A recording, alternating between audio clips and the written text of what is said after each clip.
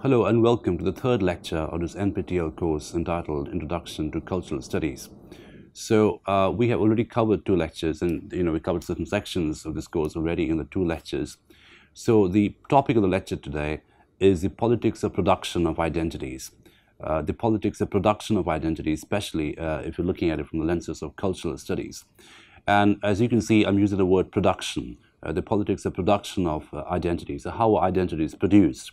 Obviously, once an identity is produced, it can be reproduced, it can be deproduced, and the politics of production is very interesting because it often uses certain power politics, it often uses certain politics of knowledge, it often uses certain politics of race, certain politics of class, caste, etc. So what we'll do today is we'll use two very, very foundational philosophers, theorists, who are very helpful in terms of looking at the politics of identity production. The first theorist, the first philosopher, the first historian, you'd say, that we can use in a lecture today is someone called Edward Said, who wrote really this foundational book called Orientalism in 1978. Now, Orientalism is a very useful book because what it does is it looks at the way in which a hegemonic culture, a Western culture, a white culture, something which is powerful, how does it look at a culture which is less powerful, something which is subjugated, a culture which is controlled either through process of colonialism, either through military control, either through linguistic control, either through cultural control. So essentially, Orientalism is a politics of producing the other. Right, and I use the word other with capital O, and I put that in inverted commas because other obviously is a discursive formation over here. It's produced through a discourse. It's produced through a systematic discourse of knowledge, power, containment, surveillance, etc.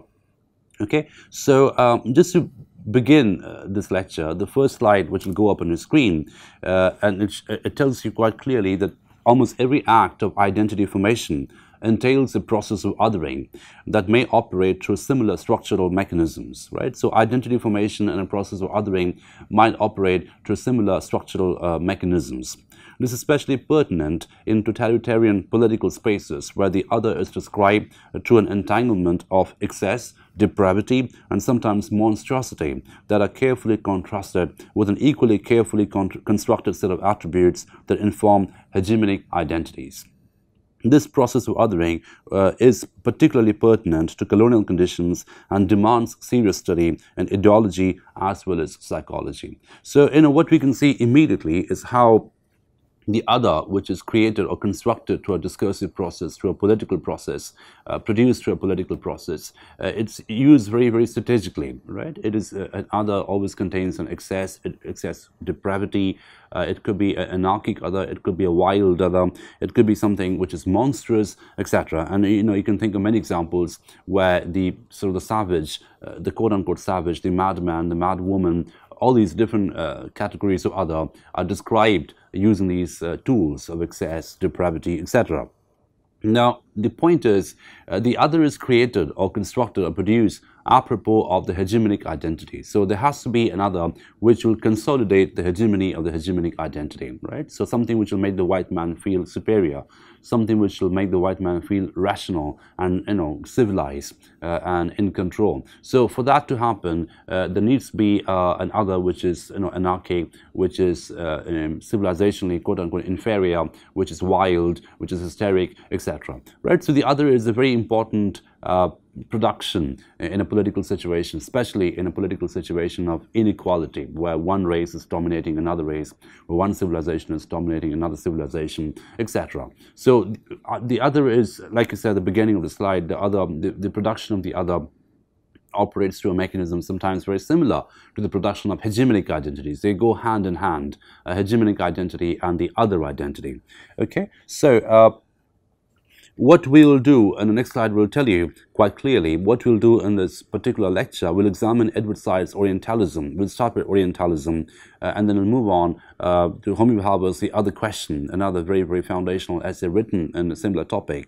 And the reason why we have picked these two philosophers, or these two theorists, is because we want to study how the process of othering is a political production as well as a psychological fixation. So again, we come back to what we have covered already to a certain extent, the interface between politics and psychology, right? So psychology is a very political discipline, if we come to think of it in certain terms.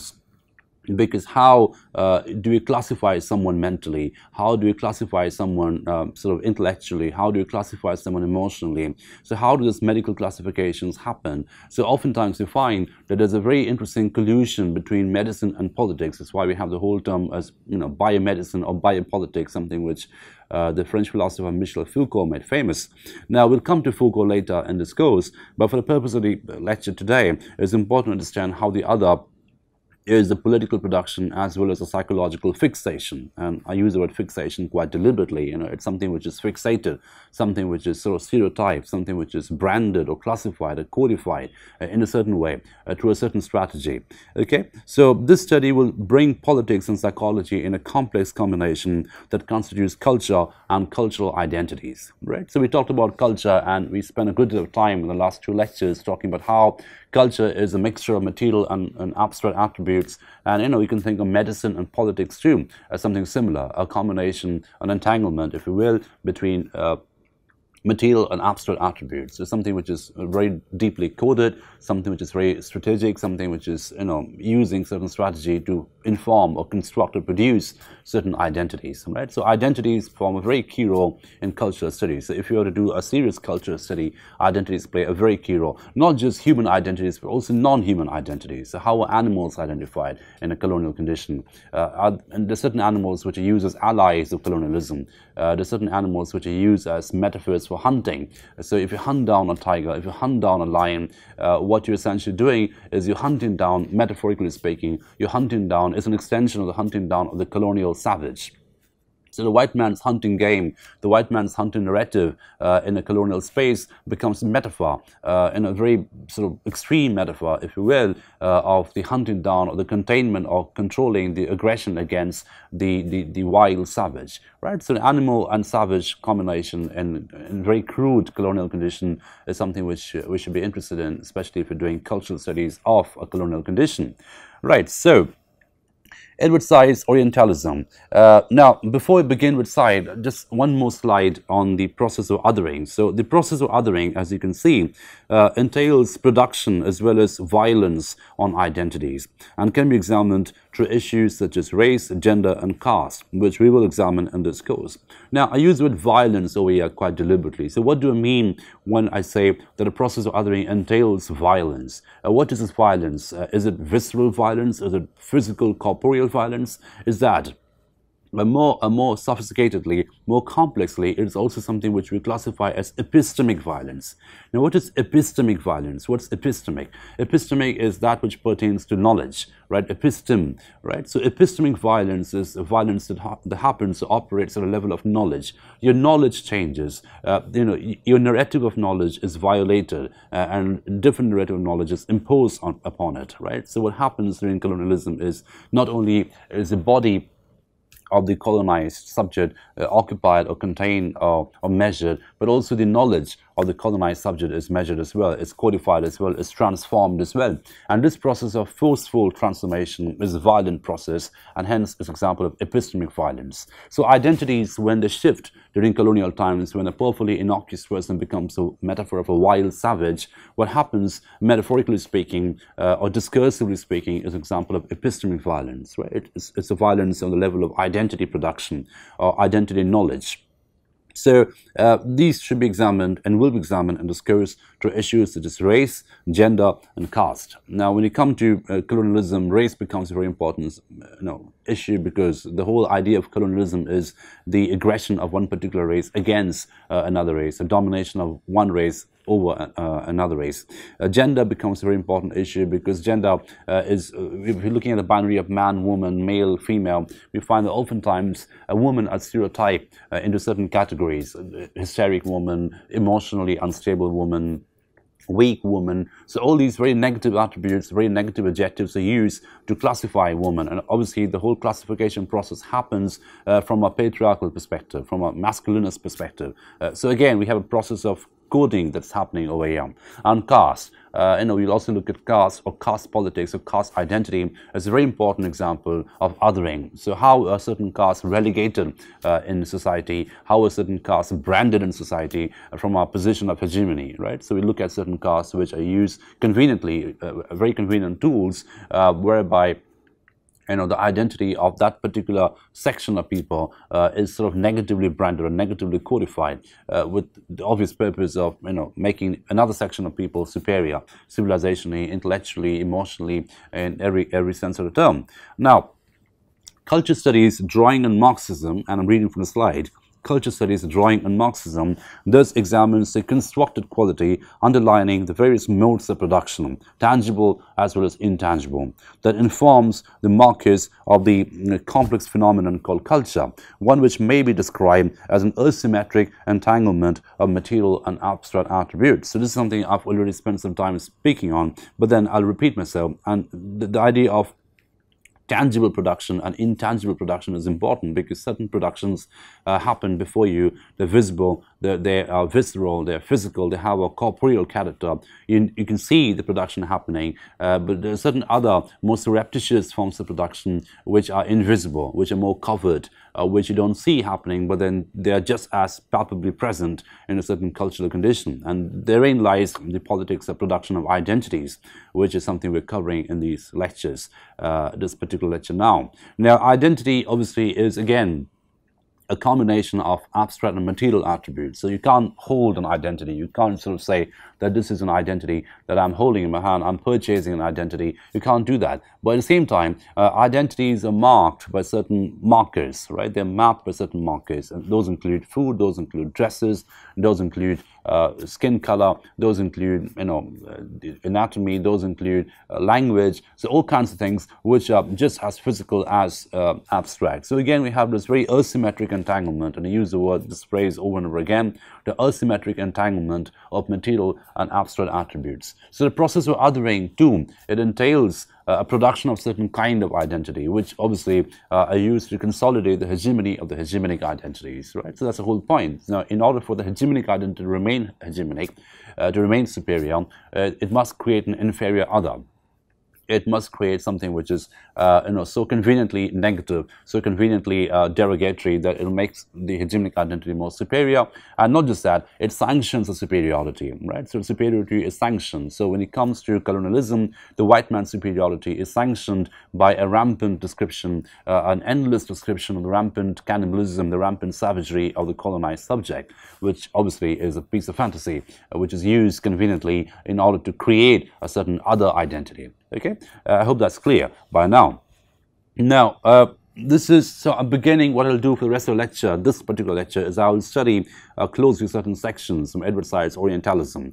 Right now, Orientalism was written in 1978, as I mentioned, but it's run into several reprints. It's one of the most quoted books in cultural studies, in post-colonial studies, in colonial studies, in ethnographic studies, etc., and also in anthropology to a certain extent. But also equally, I think it should be studied and is already studied from a psychological perspective, right? So to what extent is the process of other formation a psychological process, right? So the psychology of the creation of the other, the production of the other, that is very political production. So again, we have a collusion between politics and psychology.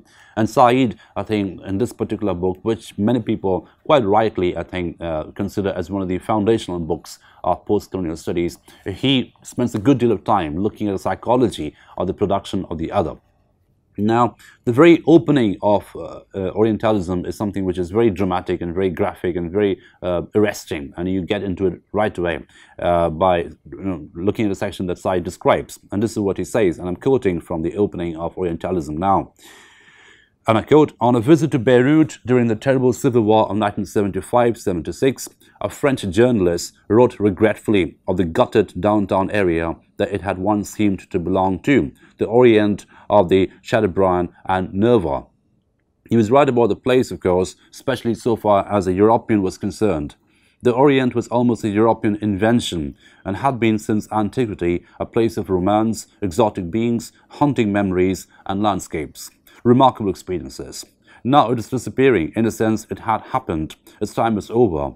perhaps it seemed irrelevant that Orientals themselves had something at stake in the process, and that even in the time of Chateaubriand and Nerval, Orientals had lived there, and that now it was they who were suffering. The main thing for the European visitor was a European representation of the Orient and its contemporary fate, both of which had a privileged communal significance for the journalist and his French readers. Now, the key word over here is representation. The key word over here is European representation, and you can replace the word European with Eurocentric, which basically means they're looking at it from a very European lens. So the entire gaze, the entire description, the entire prism becomes a European prism through which that particular thing is being classified. Now, what is being said over here, what side tells you quite directly, is that Orientalism, or the Orient, is a European invention. So it's an imaginative production. It's a production of imagination. And again, look at the way I'm using the word production and imagination, together simultaneously. So basically what I'm doing is I'm divorcing any lofty, rarefied, innocuous quality of imagination, and I'm looking at imagination as a very political process. So how do we imagine a certain event? How do we imagine a certain section of people? How do we imagine a certain geography? All these imaginations can become profoundly political, especially when it comes to colonial studies, when we're looking at it from a very Eurocentric perspective, right? So the Eurocentricity of the gaze is important. The Eurocentricity of the representation is important, and this is exactly what Said talks about. So an interesting bit is there's a bit of a dark humor over here, and he says, perhaps it seemed irrelevant, and I'm looking at the slide again, perhaps it seemed irrelevant that Orientals themselves had something at stake in the process. So that real people who are classified as Orientals, the real people who live there, their stakes, their significance, their desire, their will, their agency, these are things which are completely secondary, tertiary, completely irrelevant in effect, because what is important over here is the representation of the European, of the Orient. So the European representation, the Eurocentric representation, is something which becomes foregrounded over here, and everything else merges or blends in the background, okay? So if you're looking at the Orient as an exotic space, as a place of romance, remarkable experiences, haunting memories and landscapes, so the entire romantic quality of the Orient is something which is profoundly political. Because what is romantic?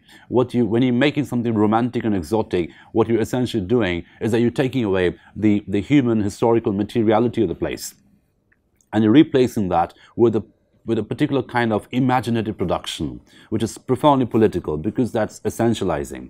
And what is essentializing? Essentializing is a process in which something is made into something of a stereotype, right? So you're taking away the complexity, you're taking away the diversity, you're taking away the heterogeneity of the process, and you're fixated into a particular kind, a particular attribute. You're arresting an attribute, and the process of arresting an attribute, that becomes a process of essentialization, right? So when you say something is essentialized, what you're essentially saying is that you are arresting an attribute and you're enlarging it, you're magnifying it, and you just fixated on that particular attribute. You're completely disregarding all the other complex attributes which come into play in that particular identity process. So the Orient over here is a very essentialized representation. This is the whole point of Orientalism by Edward Said. So he looks at the politics of essentialization. Why is it essentialized? Why are certain attributes arrested and magnified and fixated and played ad infinitum? And the whole point is political, because that would consolidate the hegemonic identity of the European other, the European subject, right? So if you consider, if you produce an other subject, a non-European subject, then the European subject superiority is consolidated in the process. Okay, right. So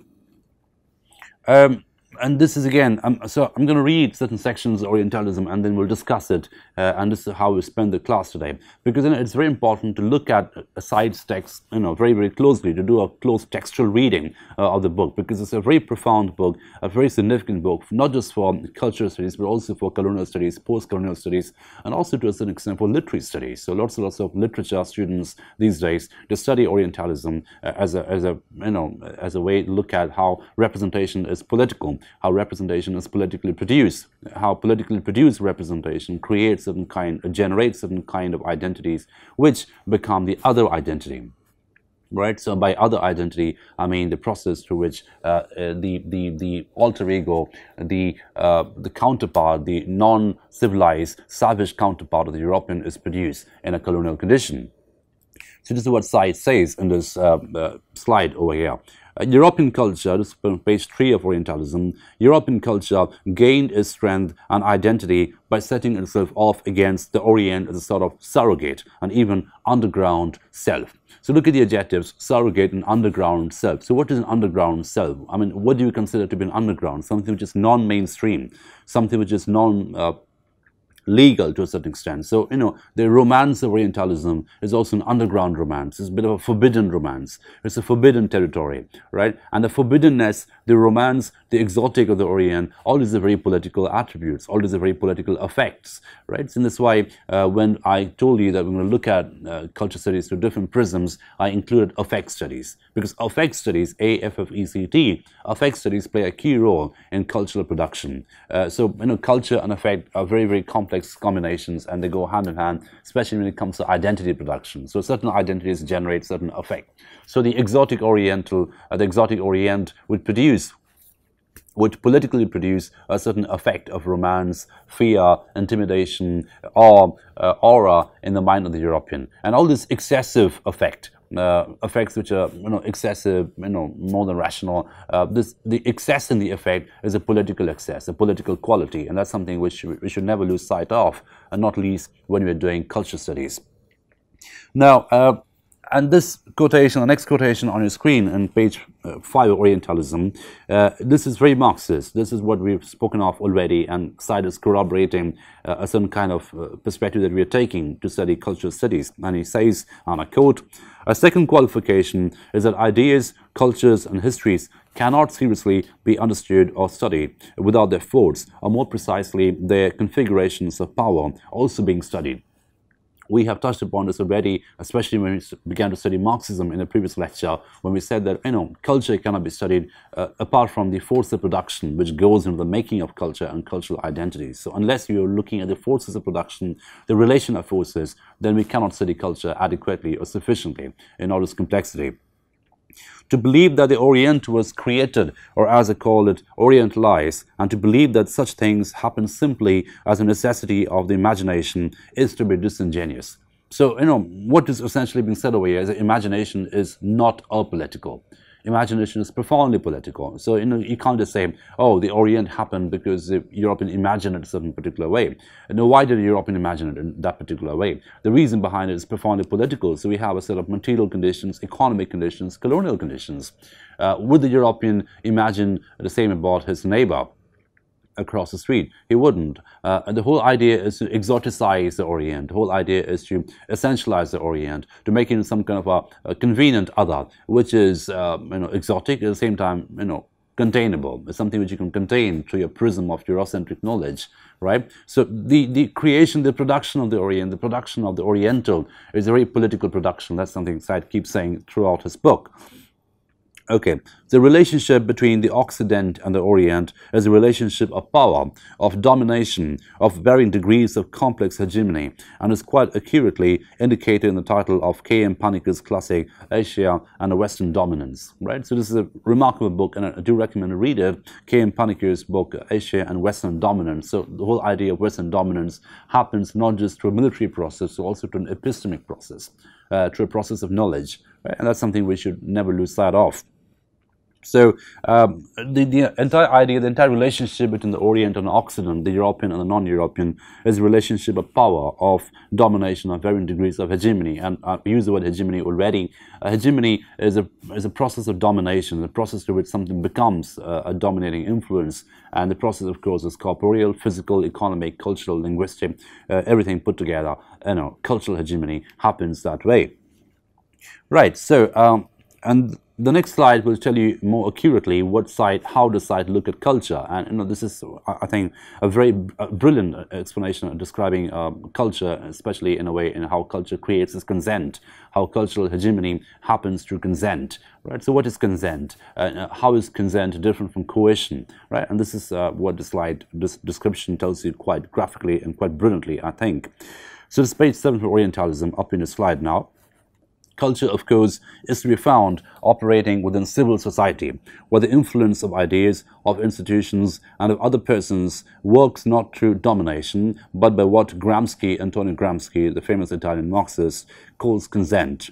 In any society not totalitarian, then certain cultural forms predominate over others, just as certain ideas are more influential than others. The form of the cultural leadership is what Gramsci has identified as hegemony, an indispensable concept for any understanding of cultural life in the industrial West. Right? So the idea of hegemony and consent are ideas which were sort of not coined but used by Gramsci quite effectively, I think, especially in the way he takes a Marxist perspective on culture. Now, what Said says over here is interesting. He says that, in a non-totalitarian society, in a society which is non-repressive, like visibly not repressive, but at the same time it controls the people, it controls the subjects. So how does the control happen? The control happens through consent. The control happens through hegemony, right? So you need to have you need to produce consent. How is consent produced? How is consent manufactured?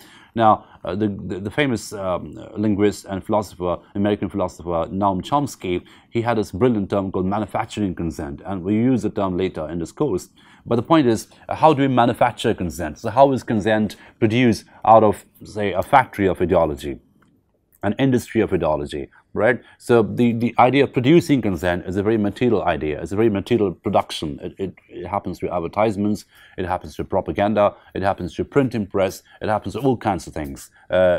Basically what happens is an example of discourse dissemination, discursive dissemination. It is, a certain discourse is disseminated across in order to create consent, in order to produce consent. And any culture, any cultural condition, as Said mentions over here, whether it's totalitarian or non-totalitarian, relies on consent in order to have certain hegemonic identities as markers of domination.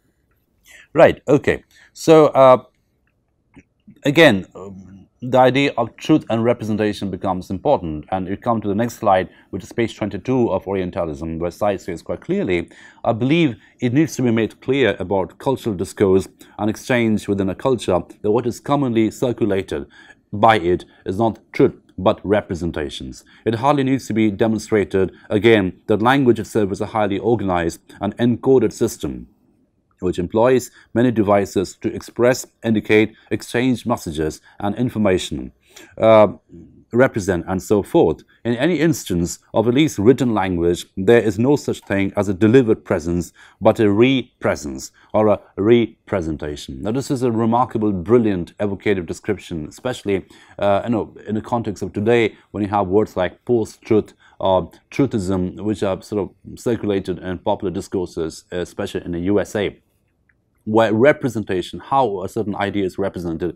becomes far more important than what is the truth behind the idea. So the truth becomes secondary, the truth becomes irrelevant, it is reduced to a marginalized presence. But what becomes the foregrounded presence is representation. So the politics of representation, how do you represent a concept, right? What is the economic factor, the economic backing, the economic artillery which gets into the making of a representation, which backs up a representation, the ideological artillery, the cultural machinery which backs representation. And he says quite clearly over here that, language itself is highly organized and encoded system. So the coded quality of language, the cryptic quality of language is something that Said keeps highlighting, because language is a profoundly political act, is a profoundly political activity, right? So there's no such thing as non-political language. Language is encoded, language is cryptic. So in order to understand language in a discursive system, we have to decode the language, and the process of decoding, is a discursive process. Now, the idea of using or manipulating information, manipulating truth into making it a representation is something that Said talks about quite heavily in Orientalism, because that's the whole idea of producing the Orient. The production of the Orient doesn't rely on truth, doesn't rely on what really is there. It relies on a certain degree of motivation, ideological motivation, political motivation. The West wants a certain kind of Orient. The West demands a certain kind of other, and the other must be produced to conform to the demands of the West, to conform to the demands of the West white man, right? The colonial man. Okay, so And he says quite clearly that there is no such thing as a delivered presence. There's nothing called delivered presence, which is a objective truth, something which is non-complicated, something which is homogeneous, etc. But a re-presence or a representation. And again, the hyphen away is important. Re-presence. So how do you present which is already there? How do you represent it? And a process of representation is a very coded process, a very cryptic political process. So the politics of production of information, the politics of dissemination of information, the politics of representation of information, that these things become very, very important, significant in a colonial context, especially in a way how a certain other is created. So Said's book, Orientalism, is a magnificent document of the production of the other, and this is the reason why we're studying it so closely and so textually in this particular lecture. Now, if we come to the next slide, the final slide on Orientalism, and where Said says quite clearly, the representations of Orientalism and European culture account to what we can call a discursive consistency, one that has not only history but material and institutional presence to show for itself.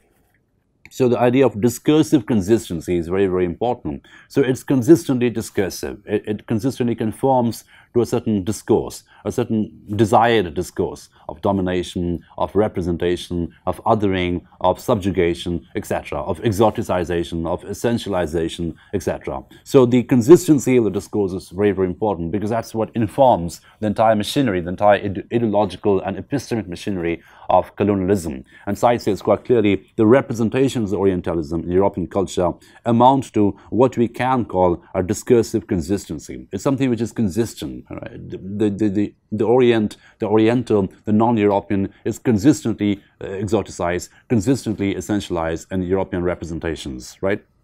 One that has not only history but material and institutional presence to show for itself. So the materiality of the representation, the institutional backing of the representations is very, very important. So we have many, many pseudo-scientific, pseudo-epistemic institutions which back a certain kind of the idea of the other, right? The other is a savage, the other is a wild person, the other is anarchy, the other is civilization inferior. So all these different kind of discourses of the other, these are backed institutionally, obviously through a pseudo-epistemic process in the whole production process of othering, the whole production of othering. And the entire process of producing the other, it requires, it demands a discursive consistency, and that's what Said talks about in Orientalism.